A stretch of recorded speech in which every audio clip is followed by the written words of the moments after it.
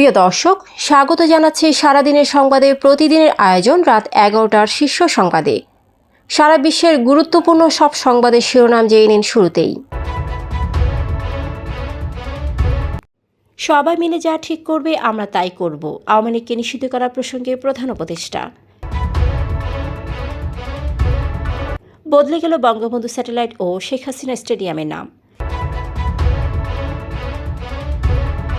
মরণোত্তর স্বাধীনতা পদকে ভূষিত আবরার ফাহাদ। রোহিঙ্গাদের সহায়তায় ইইউর ৬৮ মিলিয়ন ইউরো অনুদান। ট্রাম্পের $29 মিলিয়ন অর্থায়নের অভিযোগ সত্য নয়, পররাষ্ট্র মন্ত্রণালয়ের অনুসন্ধান।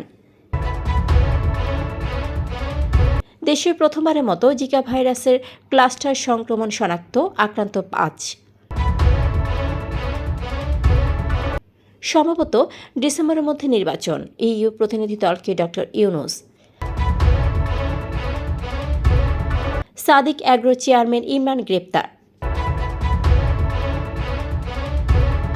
পাকিস্তানের পাঞ্জাবে গাড়ি থামিয়ে গুলি, নিহত ৬।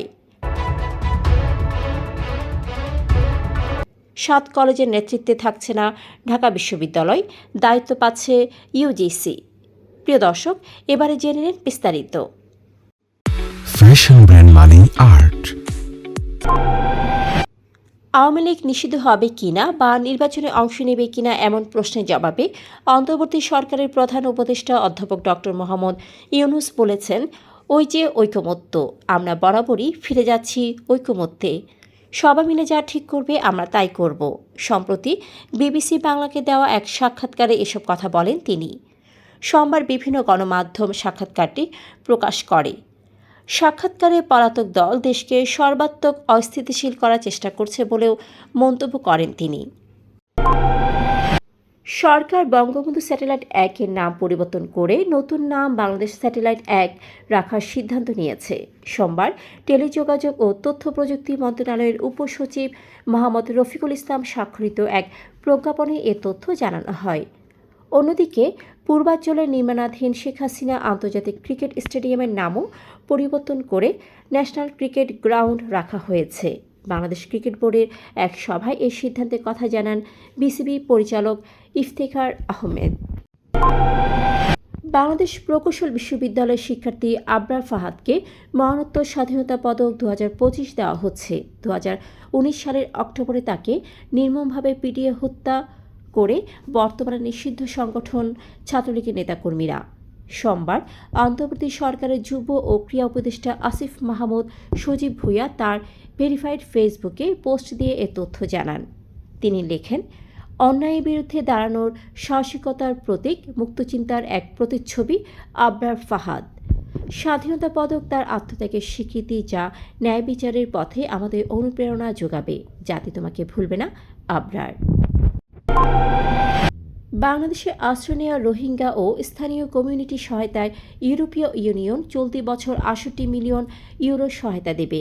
সোমবার ঢাকায় রাষ্ট্রীয় অতিথি ভবন যমুনায় অন্তর্বর্তী সরকারের প্রধান উপদেষ্টা অধ্যাপক ডক্টর মোহাম্মদ ইউনুসের সঙ্গে সাক্ষাৎকালে ইইউ কমিশনার হাজা লাহবিব এই সহায়তার ঘোষণা দেন।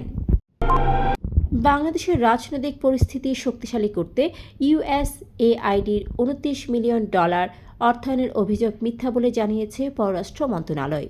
সোমবার এক সংবাদ বিজ্ঞপ্তিতে এ তথ্য জানানো হয়।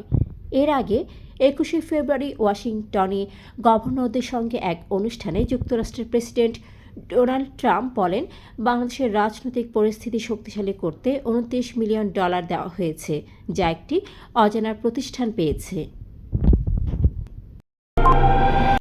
দেশে জিকা ভাইরাসে আক্রান্ত প্রথম রোগী শনাক্তের 1 দশক পর এবার একই এলাকায় 5 জনের শরীরে সংক্রমণ পাওয়া গেছে।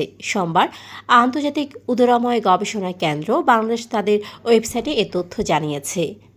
2023 সালে সংগ্রহ করা নমুনা বিশ্লেষণে বিজ্ঞানীরা দেখেছেন, বাংলাদেশি স্ট্রেইনটি এশিয়ান লাইনেজের অন্তর্গত, যা মাইক্রোসেফালি ও স্নায়বিক রোগের ঝুঁকি বাড়াতে পারে।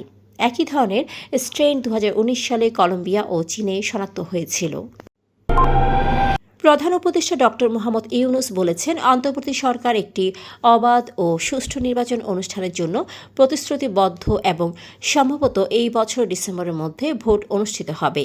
সোমবার ঢাকায় রাষ্ট্রীয় অতিথি ভবন যমুনায় ইউরোপীয় ইউনিয়নের সমতা, প্রস্তুতি ও সংকট ব্যবস্থাপনা বিষয়ক কমিশনার হাসদা লাহবিব তার সঙ্গে দেখা করতে গেলে আলাপের এক পর্যায়ে এই কথা বলেন প্রধান উপদেষ্টা। অন্যদিকে অন্তর্বর্তীকালীন সরকারের রাজনৈতিক সদিচ্ছা থাকলে ডিসেম্বরে নয়, জুনের মধ্যেই নির্বাচন সম্ভব বলে মনে করেন বিএনপির স্থায়ী কমিটির সদস্য আমির খসরু মাহমুদ চৌধুরী। সোমবার সকালে জাতীয়তাবাদী কর আইনজীবী ফোরামের আয়োজনে সাবেক প্রেসিডেন্ট জিয়াউর রহমানের সমাধিতে শ্রদ্ধা নিবেদন শেষে তিনি কথা বলেন। 133 কোটি টাকা পাচারের মামলায় সাদিক অ্যাগ্রো চেয়ারম্যান ইমরান হোসেনকে রাজধানী থেকে গ্রেপ্তার করেছে সিআইডি। প্রতিষ্ঠানটির বিরুদ্ধে চোরাচালান, প্রতারণা ও অনুমোদনহীন গরু আমদানির অভিযোগ রয়েছে। মঙ্গলবার সিআইডি এ বিষয়ে বিস্তারিত জানাবে। অন্যদিকে কুমিল্লা সিটি কর্পোরেশনের সাবেক মেয়র তাহসিন বাহারের উত্তরার একটি ফ্ল্যাট ও 9টি ব্যাংক হিসাব সহ 3,25,635 টাকা জব্দের আদেশ দিয়েছেন আদালত। সোমবার দুদকের আবেদনের পরিপ্রেক্ষিতে ঢাকা মহানগর সিনিয়র স্পেশাল জজ আদালতের ভারপ্রাপ্ত বিচারক ইব্রাহিম মিয়া এ আদেশ দেন। পাকিস্তানের পাঞ্জাব প্রদেশের গুজরাট শহরে বন্দুকধারীদের গুলিতে 6 জন নিহত হয়েছেন। রবিবার মিয়ানা চাক ডিঙ্গা এলাকায় মোটরসাইকেলে আসা অজ্ঞাত হামলাকারীরা একটি গাড়িতে গুলি বর্ষণ করে পালিয়ে যায়। পুলিশ জানায়, হামলার পেছনে ব্যক্তিগত শত্রুতা কাজ করেছে। নিহতদের মধ্যে 5 জনের পরিচয় নিশ্চিত করা হয়েছে বলে জানিয়েছে পাকিস্তানি সংবাদ মাধ্যম জিও নিউজ। ঢাকা বিশ্ববিদ্যালয়ের অধিভুক্ত রাজধানীর সরকারি 7 কলেজের অধিভুক্তি বাতিলের চূড়ান্ত সুপারিশ করেছে শিক্ষা মন্ত্রণালয়। সোমবার এ সংক্রান্ত নির্দেশনা ঢাকা বিশ্ববিদ্যালয় উপাচার্যের কাছে পাঠানো হয়। নতুন কাঠামো নজরদারি সংস্থার দায়িত্বে থাকবেন ইউজিসির একজন সদস্য, পরিচালকের দায়িত্ব পালন করবেন 7 কলেজের একজন অধ্যক্ষ। প্রশাসনিক, পরীক্ষা ও হিসাব সংক্রান্ত কার্যক্রম ঢাকা বিশ্ববিদ্যালয়ের মনোনীত কর্মকর্তারা পরিচালনা করবেন। দর্শক, এতক্ষণ আমাদের সাথে থাকার জন্য ধন্যবাদ। প্রতি মুহূর্তে দেশ বিদেশের গুরুত্বপূর্ণ সব সংবাদ জানতে ভিজিট করুন www.সারাদিনেরসংবাদ.com ও চোখ রাখুন সারাদিনের সংবাদের অফিসিয়াল ফেসবুক পেজে। Fashion brand money art. Men's, ladies and kids wear art. Be smart.